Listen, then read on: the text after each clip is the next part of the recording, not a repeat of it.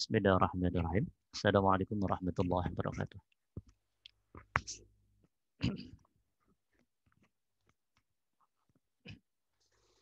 Suara aman semuanya? Waalaikumsalam warahmatullahi wabarakatuh. Aman, alhamdulillah Ustaz. Oke, alhamdulillah. Waalaikumsalam. Tadi Ya. di mute, Pak. Aman suara, Pak? Aman ya? Ya, ya. Bismillahirrahmanirrahim. Alhamdulillahirabbil alamin. Wassalatu wassalamu ala rasulillahil karim wa ala alihi wa ashabihi wa tabi'in ajma'in. Amma ba'd. Sambil nunggu teman-teman, ada yang perlu ditanyakan teman-teman dari materi-materi yang lalu atau materi umum? Kita persilahkan. Baru berapa orang ini? Baru 15%. Kita persilahkan. Ya, waalaikumsalam warahmatullahi.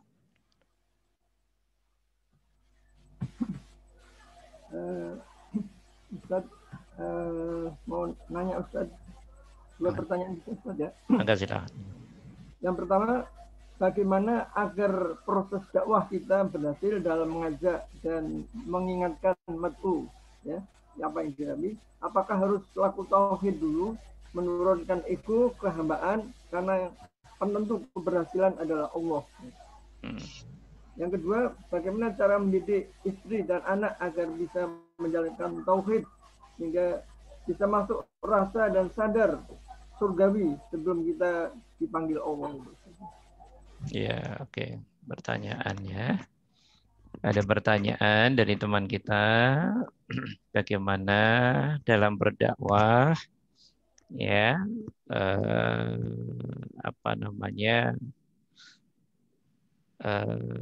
apa tadi, Pak Margono? Dakwah apa tadi? Jadi lupa. Ya. Dalam berdakwah apa tadi? Harus menurunkan ego, harus laku tauhid dan menurunkan ego kehambaan. Ya, oke. Jadi teman-teman, emang berdakwah itu sebetulnya kan aslinya kita ini ngajak ke kesadaran tentang ketuhanan. Kesadaran tentang kepada Sang Pencipta alam. Kesadaran dan rasa tentang Sang Penguasa alam semesta yang tunggal itu. Itulah namanya tauhid. Pak Margono dan teman-teman perlu diketahui, orang siapapun walaupun hafal dalil banyak, faham Quran dan hadisnya luar biasa, belum akan bisa sampai titik kesadaran dan rasa dalam pengertian tauhid yang sebenarnya ini. Kalau dia tidak atau belum memberesin dirinya. Memberesin dirinya itu artinya dengan mengimplementasikan nilai-nilai kebenaran dalam dirinya atas nama ketuhanan tadi. Oke. Lah, dalam dakwah memang idealnya kita nih, ini ideal, ngomong idealnya. Dakwah itu ngajak orang tah. Ya tah, ngajak orang biar lurus. Nah, idealnya kita yang ngajak nih ya harus lurus duluan. Idealnya. Tapi kalau nunggu idealnya nanti tambah nggak ideal, maka ya sambil jalan meluruskan diri, sambil jalan menyempurnakan diri, sambil jalan mengupgrade terus kesempurnaan diri, sambil jalan juga kita bantu mengingatkan orang, mengajak orang, tanpa harus merasa diri kita sudah bersih, tanpa harus merasa diri kita sudah benar, tanpa harus merasa diri kita lebih oke. Jadi sebatas ajak-ajak, mari, monggo, ayo, nah, seperti itu Pak Margono. Ya, idealnya sih nunggu diri kita lurus dulu. Ya, lurus itu maksudnya tauhidnya ya mapan dulu lah gitu. Kalau belum, lah tapi kalau gitu semua nanti ribet juga, nggak ada yang ngingetin toh. Ya makanya Rasul juga ngajarin kita Ya, kamu bisa apa, sampaikan aja ke orang lah sambil membenahin diri terus-terusan, sejalan waktu, sejalan peristiwa, kan begitu. Balighu anni walau ayah, itu kan di situ. Ya, kamu bisa dikit, sampaikan dikit lah sambil biar dirimu bagus gitu. Ya, walaupun idealnya ya kita sendiri harus mapan dulu, itu idealnya gitu. Nah, ego turun itu teman-teman, ego turun itu sejalan mapannya ketuhanan kita, ya, sejalan mapannya ketauhidan kita. Itu otomatis ego akan diturunkan oleh Allah. Kita mendapat rahmat fadl dari Allah, bisa nurunin ego. Kalau dilihat dari luar kita, tapi kalau dilihatnya dari dalam, perannya Allah yang bekerja untuk hambanya, kebaikan hambanya. Begitu kalau dibahasakan Pak Margono. Jadi semua kehidupan ini kalau dilihat dari luar, seakan-akan kita. Gitu. Tapi kalau melihatnya dari hati yang jernih, pikiran yang jernih, sebetulnya Allah lah yang bekerja dari dalam sono, dan kerja Allah itu, kebaikan Allah itu berefek pada kemanfaatan pada diri makhluknya, diri hambanya yang dipilih. Maka namanya hidayah, taufik, inayah. Maka namanya fadl, rahmat. Nah, seperti itu. Ya, bisa dimengerti ya. Jadi ego otomatis akan turun kalau tauhidnya laku dengan baik. Tentunya butuh proses. Ya, yang repot kalau langsung turun tanpa proses, itu repot. Iya, nggak mungkin, nggak ada, nggak bakalan ada. Jadi tetap butuh proses. Pertanyaan kedua, bagaimana Ustadz membenahi istri, anak, konteks tauhid? Ya, ya itu tadi. Sejalan waktu Pak Margono. Kalau diri kita belum benar, diri kita ini belum benar, maka aura positif pada diri kita itu redup. Maka efek di sekitarnya juga akan redup. Ibarat lampu kan, lampu wattnya kecil.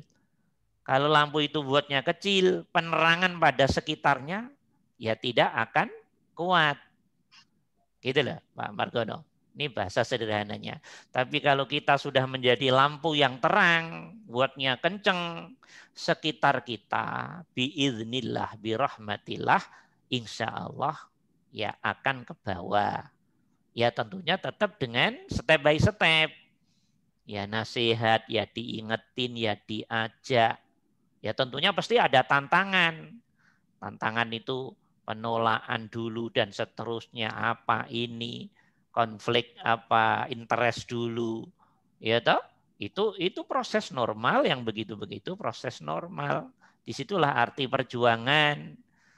Jangankan potongan kita, istrinya sebagian Nabi Rasul, anaknya sebagian Nabi Rasul aja begitu sangat susahnya. Ya, diarahkan menuju kepada jalur kebenaran, jalur tauhid. Itu apa artinya? Allah pengen ngajarin kita, tugasmu hanya ngingatin, hanya ngajak, tapi penentunya ya tetap aku, kata Allah. Nah, gitu. Nah, gitu Pak Margono ya, paham ya? Oke, yang lain kita persilahkan. Enggak. Assalamualaikum Pak Yai. Waalaikumsalam warahmatullahi. Mengenai rasa dan kesadaran bahwa semuanya ini iradat Allah, itu pelan-pelan sudah ini saya usahakan untuk dilatih Pak Yai. Paralel dengan usaha ini timbul rasa seolah-olah ada rasa hubungan yang sangat pribadi saya dengan Allah itu, sangat pribadi gitu ya. Iya. Nah, terus pas saat saya melakukan ibadah mahdoh gitu ya, saking pribadinya saya kok seolah-olah kehilangan Nabi Muhammad ya. Nabi Muhammad di mana? Maksud saya begini, kalau dulu kita belajar fikih ini merasa bahwa ini diajari oleh guru dari Nabi Muhammad, jadi ada rasalah hubungan ini. Tapi begitu bahwa ini iradat Allah, seolah-olah saya ada hubungan yang pribadi Iya, benar. selain itu nggak ada, itu terus saya kehilangan, kok ada rasa kangen Nabi Muhammad di mana ini ya, saya cari-cari di kehidupan di alam ini ya, spiritual saat itu, saat terjadi. Ya. Terima kasih Pak Yai. Ini kemajuan spiritual yang bagus bagi teman-teman ya, seperti Mas Aris ini. Jadi ketika siapapun mulai diberi kefahaman oleh Allah tentang makna tauhid, dia pelan-pelan diberi kefahaman, pengertian, dan mendudukkan hati pikiran, mulai dari bangun tidur jebret, baca doa, Alhamdulillahilladzi ahyana ba'dama amatana wa ilaihin nusur ya Allah. Engkau yang telah membangunkan hamba ya Allah. Bismillah ya Allah. Siap menjalankan qada takdirmu ya Allah. Bismillah ya Allah. Siap menjalankan iradah dan kudrahmu ya Allah. Bismillah ya Allah. Siap menjalankan apa yang engkau ingini dan yang engkau tetapkan pada diri hamba, anak, istri, dan seterusnya. Jadi niatnya sudah baik. Niatnya udah memang hidup ini untuk ngikuti cerita dari Allah. Nah, itu nampaknya sudah masuk di sebagian teman-teman. Jadi teman-teman sudah mulai diberi kemampuan Allah mendudukkan hati dan pikir. Nah, kemudian oleh siapa? Mas Aris tadi diistilahkan hubungan spiritualnya lebih pribadi, lebih dalam. Itu sudah mulai masuk ke zona-zona tauhid. Kalau teman-teman masih di syariat terus, nggak bisa begitu, karena kepalanya gede, ya. Nyaingin Allah bisanya. Nah itu spiritualnya sudah mulai jalan terarah pelan-pelan. Itu yang dimaksud pribadi tadi, yang mungkin selama ini itu belum didapat. Kenapa selama ini belum didapat? Karena selama ini duduk hati dan pikiran kita belum pas di mata Allah. Itu jawabannya. Sehingga ilmu-ilmu sebanyak apapun, bahkan tidak sedikit menjadi sumbatan-sumbatan spiritual kita, hubungannya dengan jiwa kita, dengan Allah, dengan Tuhan kita. Kemudian lanjut ke keadaan hati dan pikiran saat sholat umpamanya. Karena saking pribadinya, rasa dan kesadaran itu lebih masuk ke dalam lagi, seakan-akan di mana posisi Nabi. Ya, teman-teman. Ya. Ahli tauhid yang benar-benar sudah mapan ketauhidannya nanti. Ya. Semuanya akan dihilangin oleh Allah. Yang kelihatan di hatimu adalah hanya Allah. Bukankah Nabi itu utusan Allah? Ya toh? Untuk penyampai Quran, penyampai pesannya Allah. Nah, kalau tauhid kita mapan dalam laku umum dan laku khusus, Mas Aris dan teman-teman, maka sejatinya kita ini nanti step by step akan mengejawantahkan implementasi kerasulan, implementasi kenabian dalam diri kita. Jadi maksudnya Quran dan hadis sudah melebur dalam diri. Itulah nanti makna tauhid tertinggi. Quranmu tidak berhenti pada bacaan dan pemahaman, tapi melebur pada laku lewat rasa dan kesadaran. Maka akan muncul nanti akhlaknya Quran.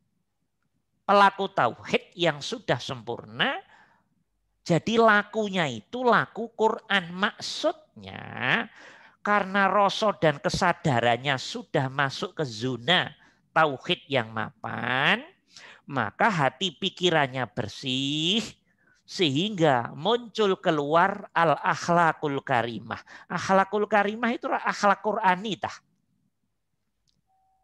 Tidak pernah sombong, bangga, riak, nggak pernah iri, nggak pernah benci, ya toh, bisa menghargai orang, menghormati, ya toh, suka nolong dan seterusnya. Nah, kalau sudah begitu, berarti dirimu sudah menjadi pengejawantahan makna kenabian dan kerasulan.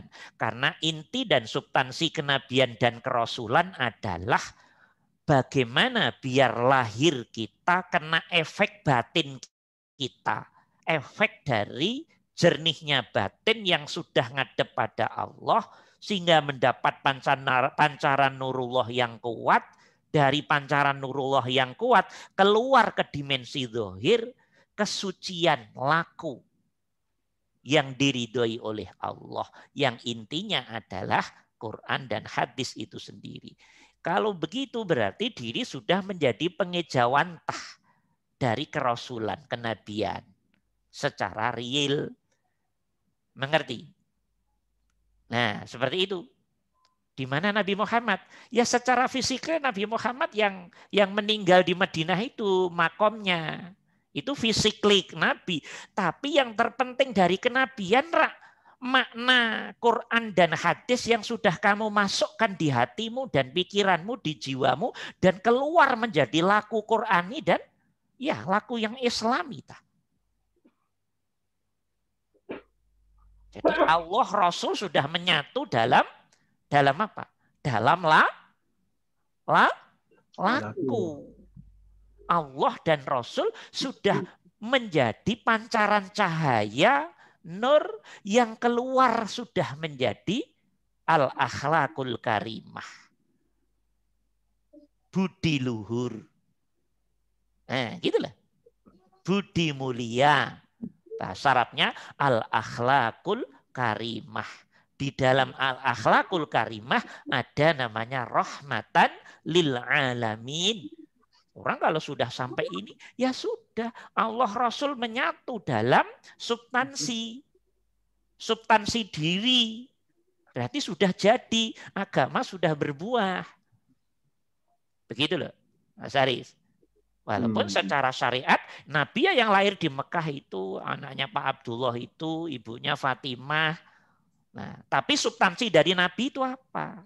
Quran. Quran kan bukan yang kita bawa, yang kita baca itu. Kalau itu tekstual Quran. Quran kan sesuatu yang harus menjadi laku kita. Quran itu laku, bukan bacaan. Bacaan itu proses awal. Dari 10 tangga, bacaan itu baru 1-2 tangga. Oke, kefahaman 3-4 tangga. Selebihnya laku. Nah, kalau sudah laku, berarti diri sudah menjadi pengejawantah penyatuan Rasul dan Allah secara substansi. Kan begitu toh? Jadi begini contohnya. Untuk apa kita ngapalin ayat puluhan ayat tentang jujur tapi nggak pernah jujur? Munafik namanya. Di mana Tuhanmu? Di mana Rasulmu? Iya apa enggak? Banyak enggak orang Islam yang begitu? Proses, nggak usah dimarahin. Ya. Tapi nggak begitu paham, nggak hafal banyak ayat. Tapi ada Muslim yang tauhidnya bagus. Ini benar-benar bohong aja nggak mau. Pura-pura aja nggak mau. Karena dia harus jujur pada dirinya. Dia paham, dia ngerti. Di dalam dirinya ada diliputi Allah. Dia ngerti dalam dirinya ada substansi kerasulan yang sudah dia fahami, yang sudah dia mengerti. Dan itu harus dimasukkan dalam alam jiwa dia biar menjadi laku. Pencahayaan dalam bentuk laku real, itu namanya al-akhlak al-karimah. Jadi akhlakul karimah lah akhlak Qur'anita berarti. Akhlak yang berbasik sumber hidayah dari Allah, sumber hidayah dari Rasul. Karena Allah dan Rasul nggak bisa dipisah. Karena Rasul itu hanya alatnya Allah saja. Toh? Nah begitu. Maka kalau seseorang Muslim benar-benar jujur, nggak mau bohong, kejujuran ini sebagai bentuk pencahayaan jiwanya, pikiran hati, benar-benar diimplementasikan real, berarti kejujurannya itulah sejatinya. Iya, Quran sudah menyatu dalam dirinya. Nggak kok baca, terus ngapalin, terus ayat jujur. Tapi nggak jujur, jujur itu ngomong kosong namanya. Ya apa enggak? Paham apa enggak ini maksudnya? Iya. Nah itu loh teman-teman. Quran itu bukan untuk di ini. Quran itu untuk kita pindah menjadi laku kita. Ya ini yang repot kan, kita ini pada pinter dalil tapi suka nyuri, pinter dalil suka sombong, pinter dalil suka korupsi, pinter dalil suka sok suci, pinter dalil suka ngerendahin orang. Apa-apaan begini, ini apa ini namanya? Ada tak agama satu pun di dunia selain Islam yang ngajarin ngerendahin orang, jelekin orang, ngina orang? Enggak ada. Sama, semua agama dalam konteks ini sama. Harus baik pada hamba Allah, harus menghargai, harus menghormati, harus duduk sama rendah, diri sama tinggi, harus saling menolong, harus saling menyayangi. Itu ajaran semua agama itu. Repotnya ngatasnamakan tauhid, ngatasnamakan umatnya Rasul, bawa Quran suka begitu-begitu. Bagaimana ceritanya? Itu mah sesat namanya. Paham? Mengerti teman-teman? Paham ya? Pak Aris sudah mulai paham ya? Insya Allah. Hanya kondisinya ini Pak Yai, ya saya mendapat sesuatu yang baru, tapi saya ada sesuatu yang hilang juga. Yaitu ketika dulu awal-awal kan kalau kita ibadah itu ya otomatis Nabi itu teringat gitu. Ada yang ingat Kanjeng Nabi gitu ya. Benar. Ingat guru gitu. Tapi begitu ini sangat pribadi, semua ini dituntun sangat yang maha menentukan gitu ya. Teman-teman. Selain Allah apa namanya? Selain Allah itu namanya apa? Tauhid. Makhluk toh? Makhluk. Sekarang saya tanya, nabi kita secara fisik syariat makhluk apa bukan? Makhluk. Ya. Nah yaudah. Oke. Jadi hubungan spiritual itu hubungan intim hati, jiwa, ruh yang terkoneksi dengan Allah. Oke? Walaupun talafutnya asyhadu alla ilaha illallah wa asyhadu anna Muhammadar Rasulullah. Muhammad secara syariat yaitu nabi kita sudah menyatu dalam jiwamu. Menyatu bersama tunggalnya Allah dan dirimu. Karena menyatu silem yang ada tinggal Allahnya. Inilah berarti perjalanan spiritualnya mulai masuk. Mengerti? Ya walaupun tetaplah ingat secara rasa dan kesadaran tetap ingat. Kecuali nanti dalam zona tingkat tinggi namanya kefanaan. Ya, bisa dimengerti ya? Ya Nabi tetap Nabi secara fisikly, Rasul ya Rasul. Tapi secara agama itu kan bicara substansi. Kalau sudah masuk ke diri kan diolah semua atau itu. Semua yang bersifat tekstual dari Quran dan hadis diolah masuk ke rasamu, ke kesadaranmu. Rasa kesadaran yang disinari oleh nurnya Allah dikembalikan ke jiwamu, ke pikiranmu, ke hatimu, keluar menjadi barang jadi. Namanya akhlak, kan begitu tuh agama itu. Dikira akhlak itu apa? Akhlak yang sejati yang muncul dari nur ilahi nanti begitu. Bukan akhlak yang dibudayakan. Orang Jawa budayanya begini, itu pendidikan akhlak, budaya akhlak. Akhlak yang kita maksud, akhlak yang muncul dari bersihnya hati dan pikiran, jiwa. Karena efek hidayah pancaran nurullah yang kemudian akan berefek kepada dimensi dohir. Itulah, paham ya Pak Aris ya? Jadi maaf, saya kesimpulannya Pak Yai, kalau kita ada hubungan yang sangat pribadi dengan Allah gitu ya, itu bukan su'ul adab dengan Kanjeng Nabi ya Pak Yai. Ya enggak. Justru bagus itu. Berarti spiritualnya Mas Aris sudah mulai mengalami kemajuan. Nanti Mas Aris akan ngerti bagaimana dirimu memposisikan Nabi secara syariat dan secara hakikat. Nanti akan diposisikan sendiri oleh Allah, paham? Yang memposisikan bukan Mas Aris. Mas Aris nggak bisa memposisikan hati dan pikiran. Insya Allah. Depan akan ditata sendiri oleh Allah. Nih loh Riz, yang tertinggi harus saya raja di hatimu dan pikiranmu. Oke? Ya. Semua harus di bawah aku. Dan ini nanti main rasa dan kesadaran. Nah kalau sudah sampai beneran Pak, istri, suami, anak, jabatan, teman, nggak ada apa-apanya di hatimu. Sudah nggak akan bisa mengecoh hatimu dan pikiranmu. Walaupun dirimu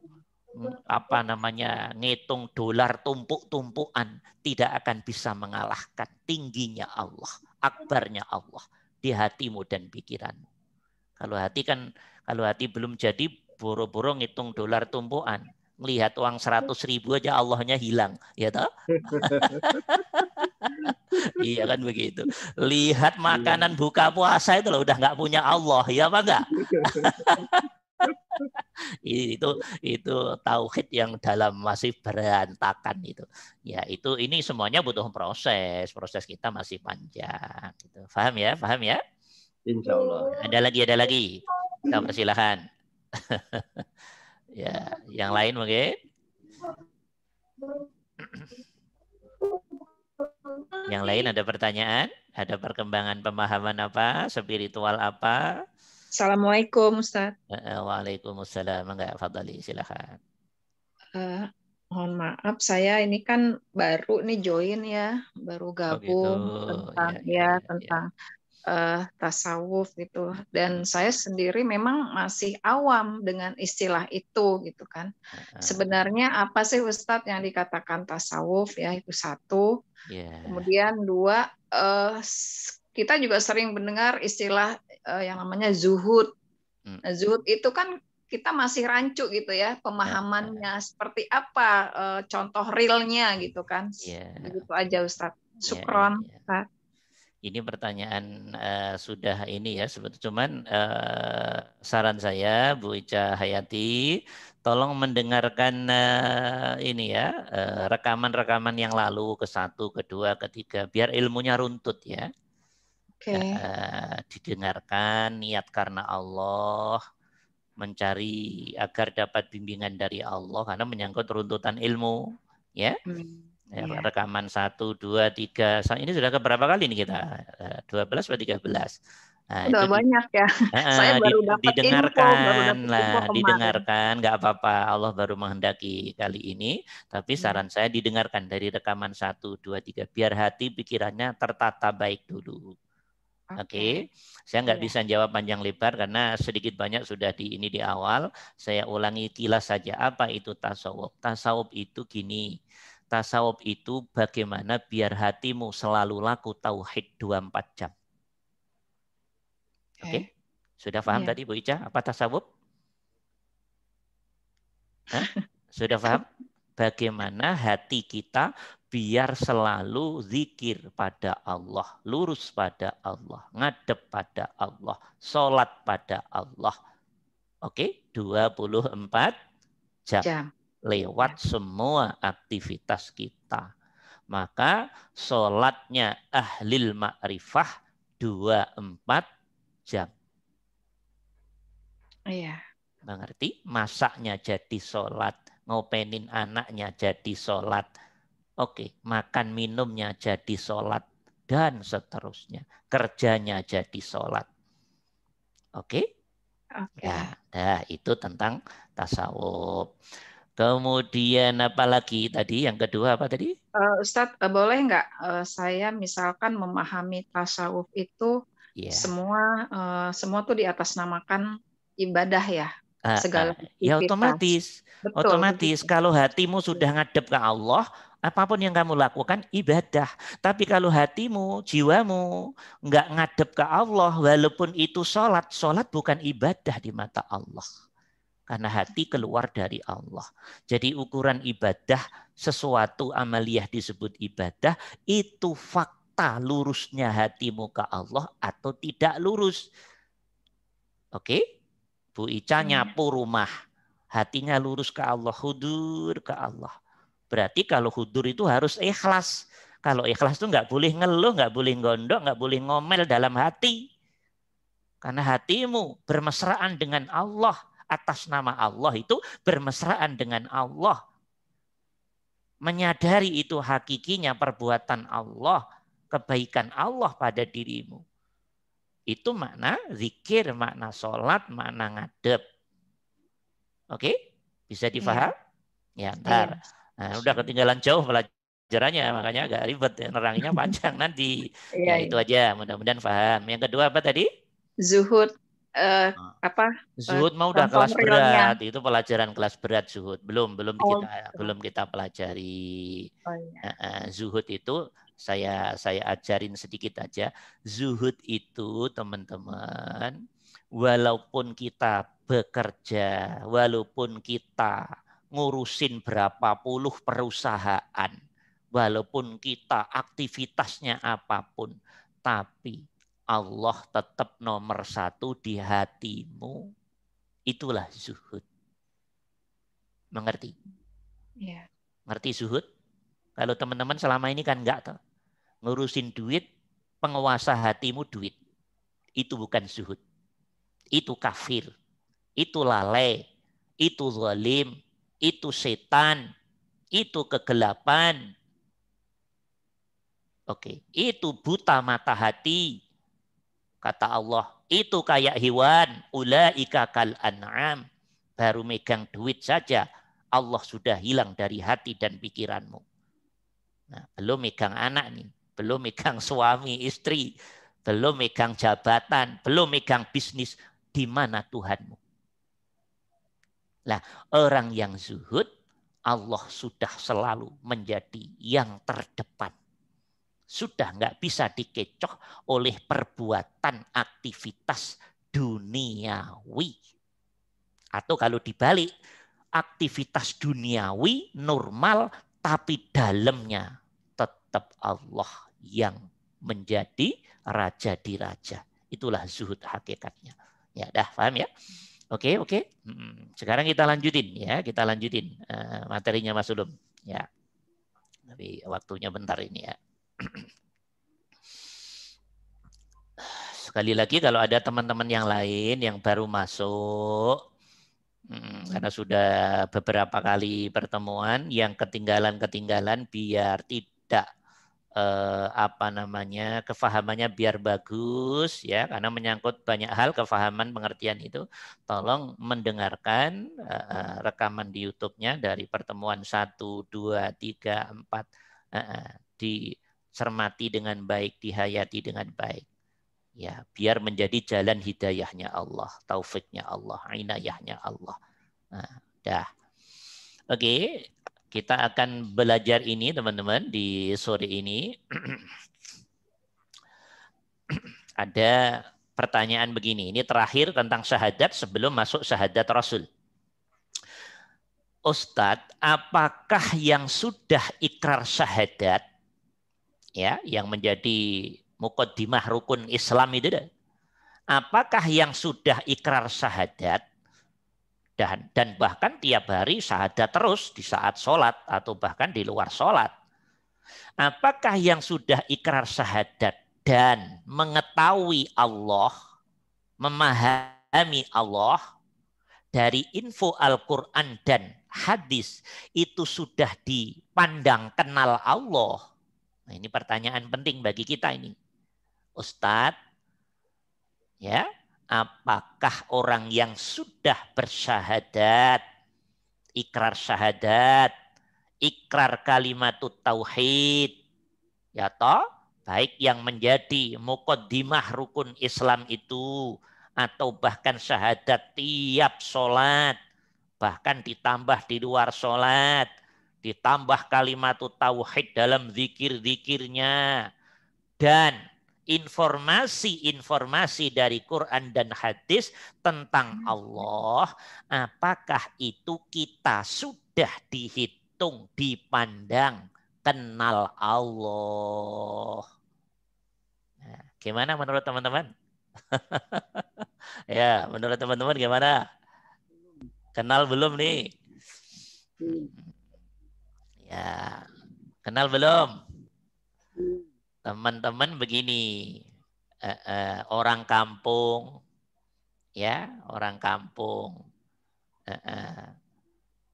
apa namanya, punya presiden. Di TV sering didengar. Ya toh, sering dibaca tekstual dari presiden itu. Di buku-buku demikian, di obrolan-obrolan demikian. Tapi belum pernah ketemu langsung. Kan begitu toh? Itu nanti bedanya di situ. Lah dah, nanti teman-teman akan bisa jawab sendiri. Nah, ini ada dua jawaban teman-teman. Ada dua jawaban. Ini sengaja saya sampaikan di depan biar teman-teman berisi dulu ilmunya. Ya, biar tahu arah. Oh, nanti ke sana ya saya itu, gitu. Orang yang sudah bersyahadat, kemudian tahu info tentang Allah dari Quran dan hadis. Kalau Allah itu qul huwallahu ahad, Allahus samad, lam yalid walam yulad walam yakul lahu kufuwan ahad. Maha tunggal. Kalau Allah itu Allahu la ilaha illa huwal hayyul qayyum la ta'khudhuhu sinatu wala naum, dan seterusnya. Allah itu maha hidup, zat hidup, al-qayyu al-qayyum, ya, yang berdiri sendiri dan seterusnya. Dia faham Allah itu adalah innallaha falikul habbi wan nawa. Allah zat maha yang menumbuhkan biji-bijian, rerumputan, pohon-pohonan, dan semua pohon yang hidup di atas tanah ini. Falikul habbi wan nawa. Dia juga faham, ngerti Allah itu adalah yang menidurkan dan yang membangunkan. Bismikallahumma ahya wa bismika amut. Kita bisa tidur karena ditidurin Tuhan kita. Kita bisa bangun karena bisa dibangunkan oleh Tuhan kita. Salahnya sendiri, ngerasa bisa tidur sendiri dan bisa bangun sendiri. Berarti dirimu sedang tidak menuhankan diri Tuhanmu. Karena bisa sendiri loh. Ya, dah. Kita tahu dan faham, mengerti info dari Quran dan hadis. Allah lah yang menghidupkan dan mematikan semua makhluknya. Oke?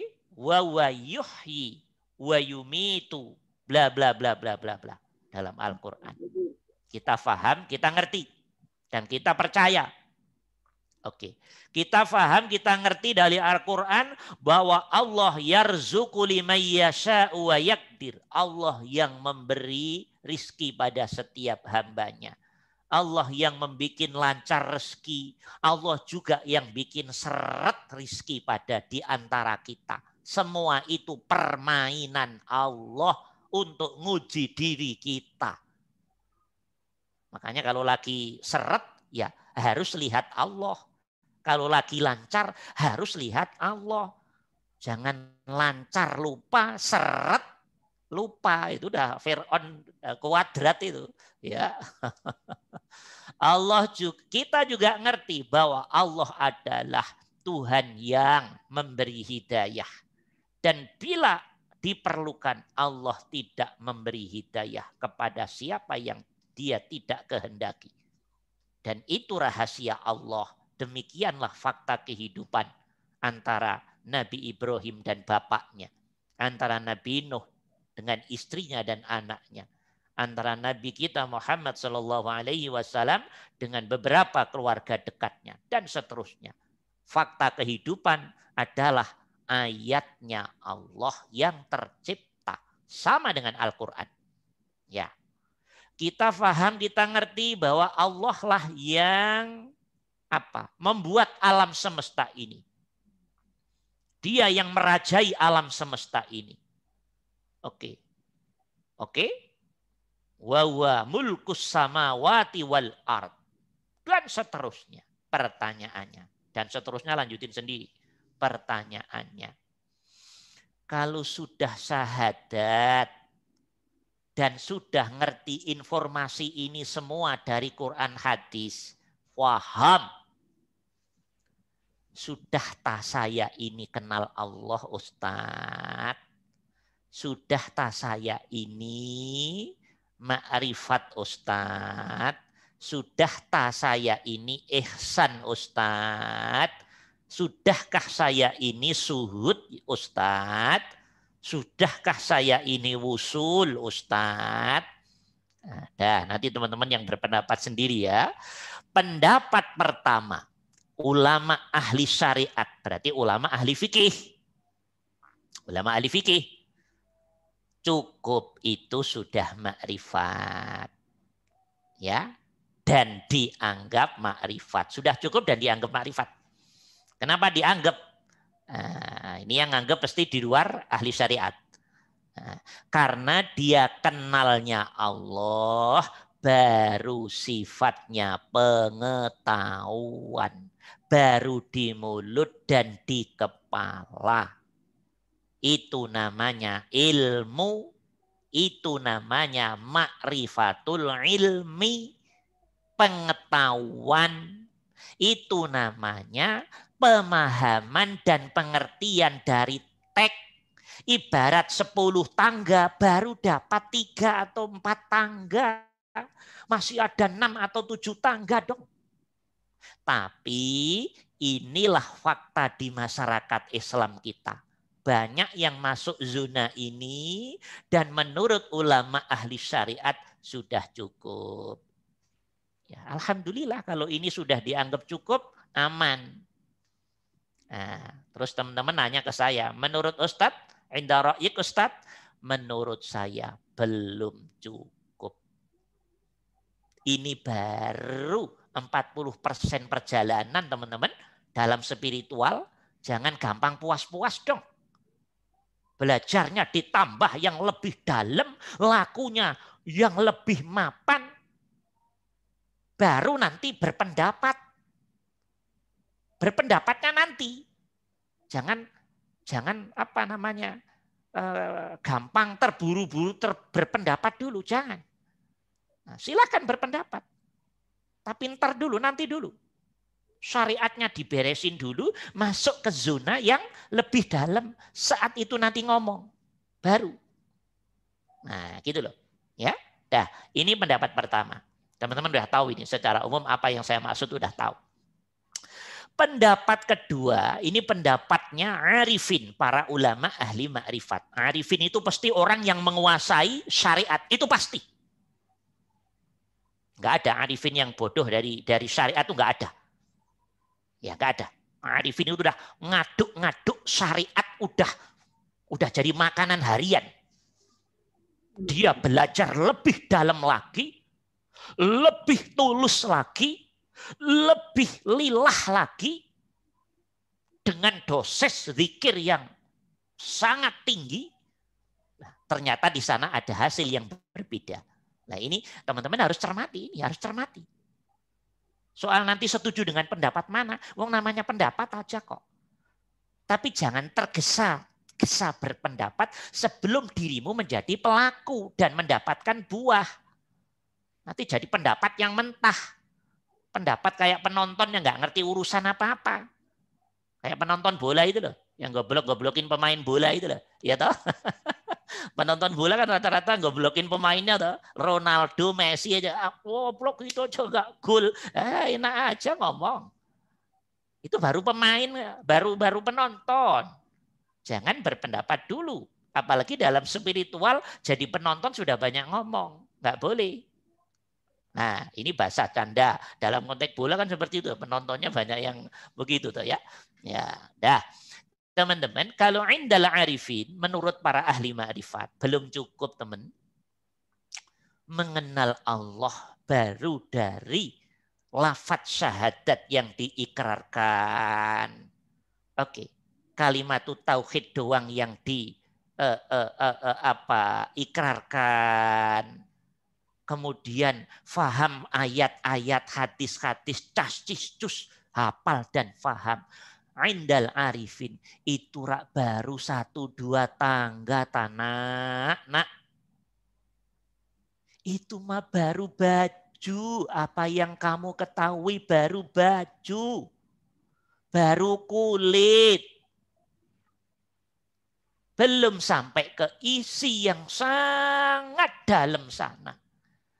Ibarat kamu mengarungi lautan, dirimu baru naik kapal, baru naik perahu.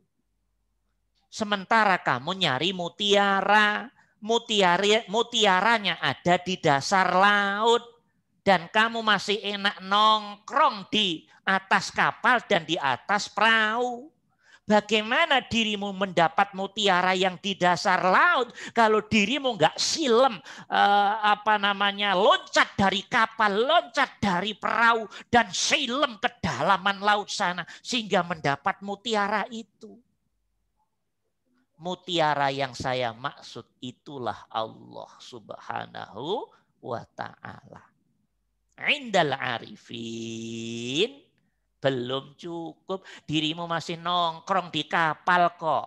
Syariat itu rak kapal ta, kendaraan ta.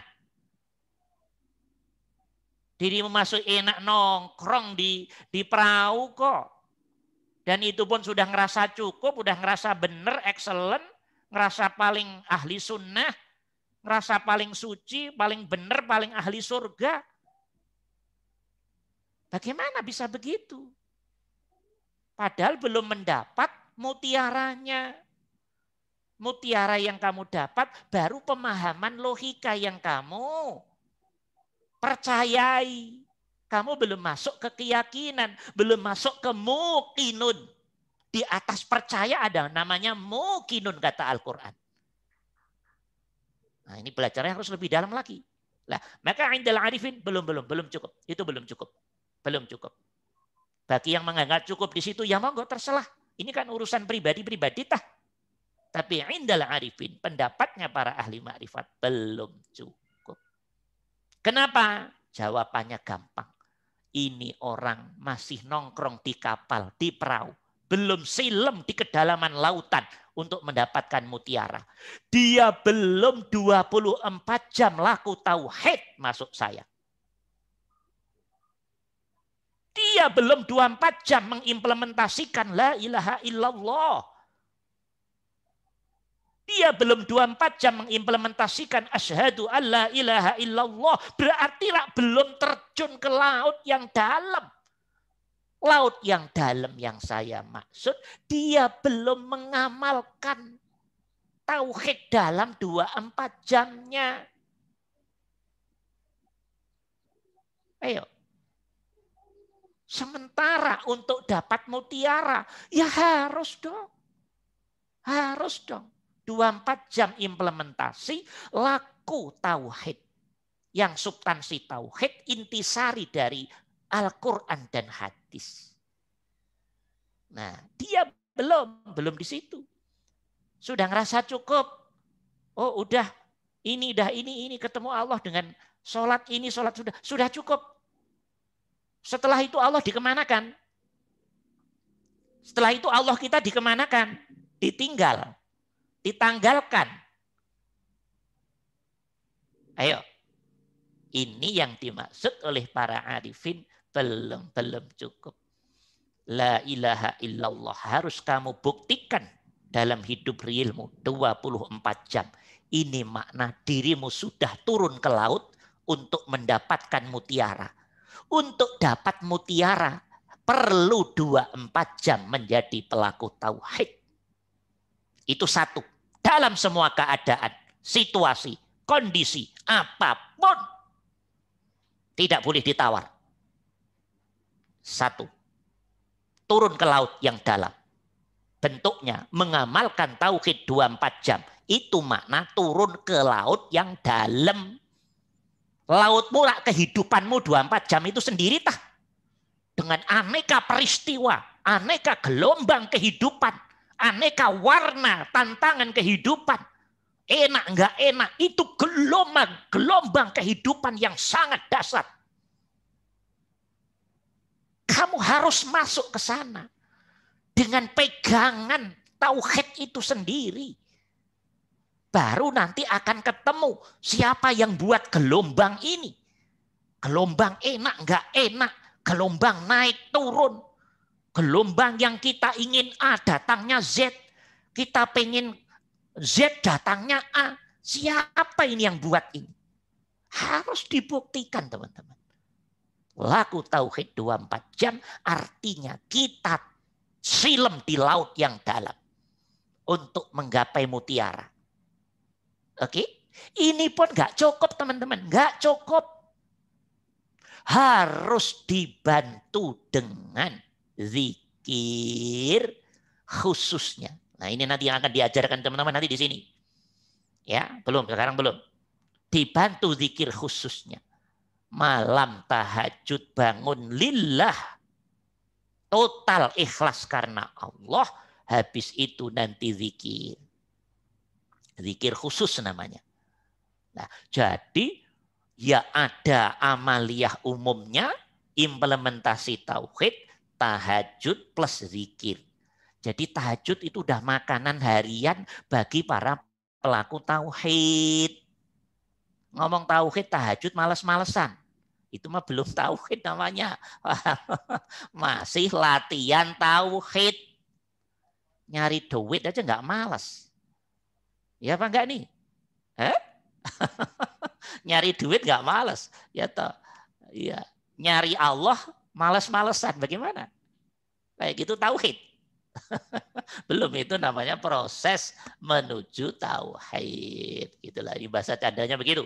Jadi 24 jam tauhid, kemudian dibantu dengan zikir khususnya nanti teman-teman. Lah, kalau ini sudah titik tertentu, 24 jamnya tauhid, zikir khususnya jalan, titik tertentu teman-teman. Ini bahasa sederhana, belum bisa dijelaskan.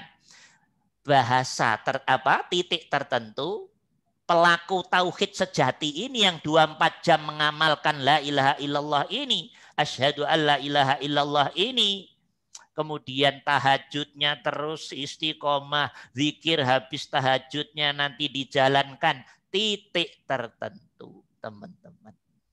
Diri kita akan mengalami puncak spiritual.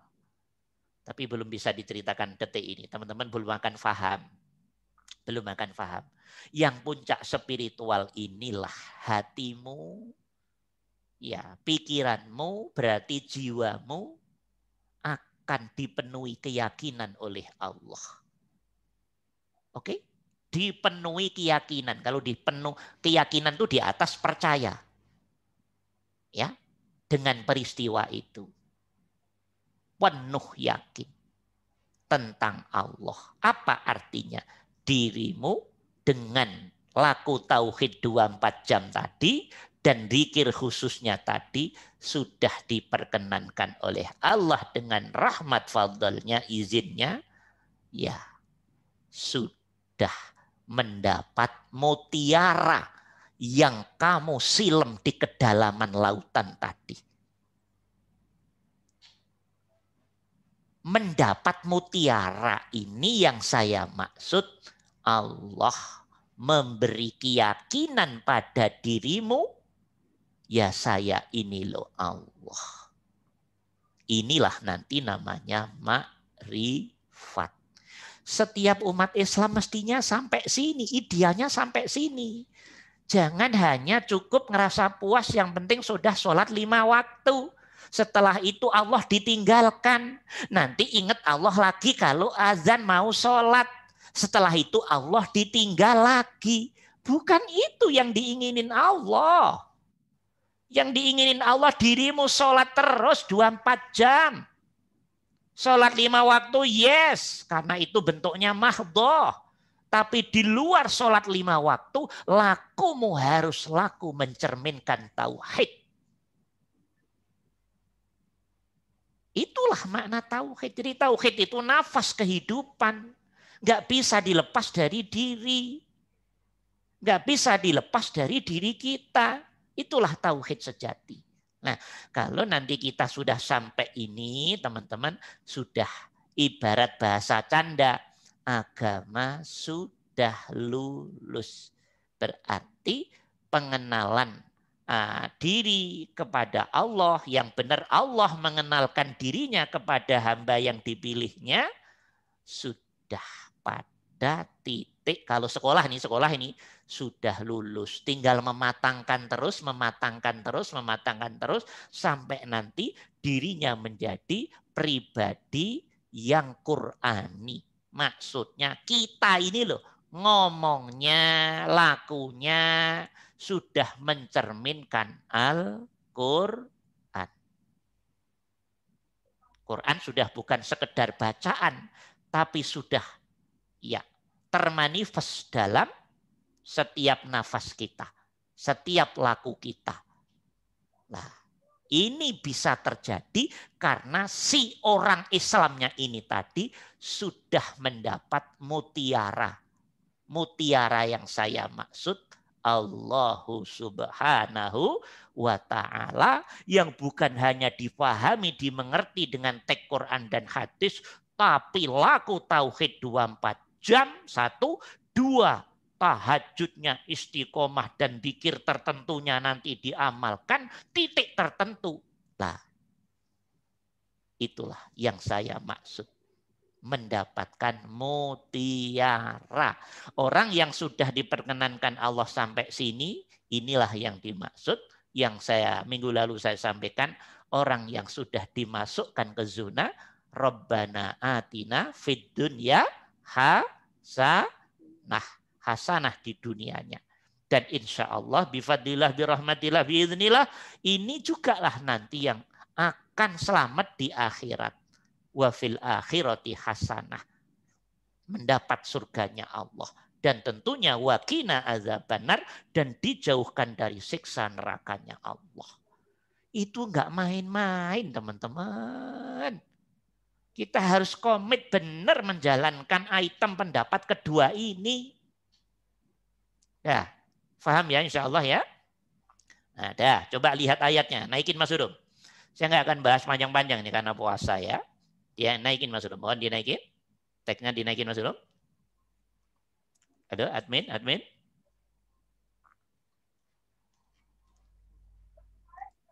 admin.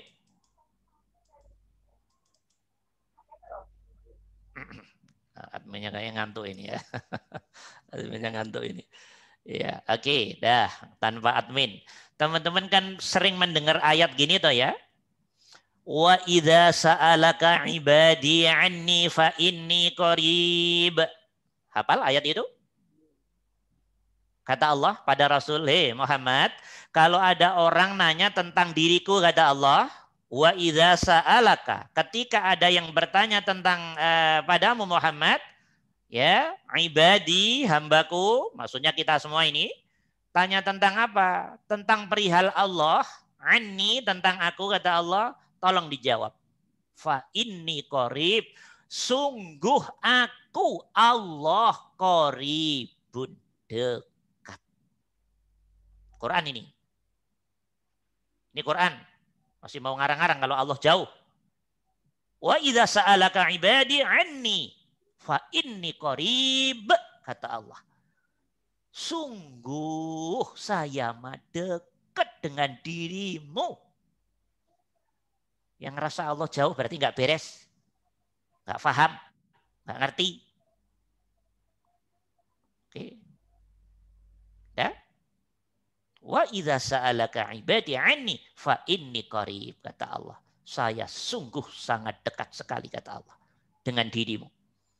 Di ayat yang lain Allah mengatakan, saya nggak bahas karena waktu. Di ayat yang lain Allah mengatakan, wa nahnu aqrabu ilaih min hablil warid, kata Allah.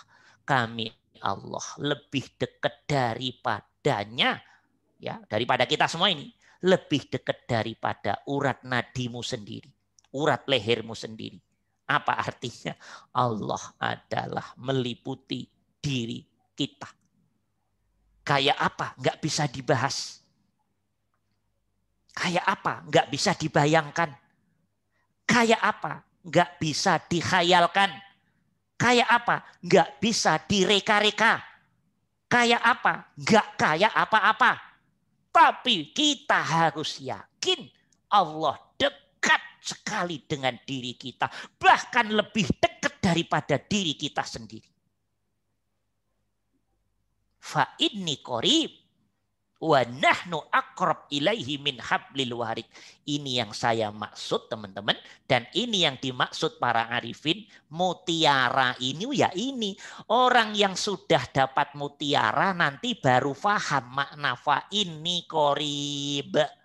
Baru paham makna aku lebih dekat dari urat nadi, urat leher. Itu baru paham kalau sudah laku tauhid 24 jam menjadi perilaku. Dan sudah laku tahajudnya yang istiqomah, zikirnya diamalkan, titik tertentu. Kelek, sudah paham. Oh, berarti cocok dengan fa inni qorib, cocok dengan wa nahnu aqrabu ilaih min hablil warid. Dah berarti tauhidnya sudah berbuah. Gitu loh teman-teman. Ini kesimpulan, tapi ini kesimpulan. Kalau dibahas panjang, nanti akan dibahas panjang lebar ke depan. Sehingga teman-teman paling tidak dapat kesimpulan, oh gitu ya. Sehingga teman-teman bisa memposisikan diri. Terserah teman-teman mau bagaimana, urusan teman-teman tah. Kalau saya pribadi, ya pendapat pertama udah pernah dilewati dengan puluhan tahun lah, udah panjang itu ceritanya di situ. Tapi kok begini terus kita ini? Masa begini terus? Ya enggak dong. Harus masuk yang lebih dalam. Dan ternyata alhamdulillah, bifadlillah, birahmatillah, biiznillah, benar semua adanya. Setelah kita silem di pendapat yang kedua ini, kita buktikan benar. Masya Allah, ternyata semuanya benar adanya teman-teman. Nah, teman-teman jangan percaya dulu, buktikan dulu ya. Nah, saya jangan percaya dulu, buktikan dulu. Biar semakin penasaran tentunya. Dah itu saja mungkin teman-teman untuk sore ini. Jam berapanya sekarang? Kembali ke layar Mas Dulu. Iya. Ya. Oke, sementara ini saja. Selamat kalau ada mudah-mudahan bermanfaat ya teman-teman. Kalau ada pertanyaan-pertanyaan nanti di yang akan datang. Cuma kalau nggak salah kita yang akan datang waktunya kita pindah di hari Sabtu saja ya teman-teman. Karena ternyata ada bentrok jadwal saya. Jadi ada satu kelas yang bentrok akhirnya tadi agak kisruh. Berarti hari yang akan datang kita di hari Sabtunya, bukan hari Ahad. Hari Sabtu habis asar seperti ini. Kurang lebih 1 jam saja cukup, nggak usah panjang-panjang. Karena harus persiapan puasa dan seterusnya dan seterusnya. Mohon kalau ada pertanyaan dicatat nanti diajukan di hari Sabtu yang akan datang. Alhamdulillahirrabbilalamin. Teman-teman mudah-mudahan ada manfaatnya dengan perkuliahan ini. Mudah-mudahan kita mendapat bimbingan dari Allah, hidayah dari Allah, taufik dari Allah.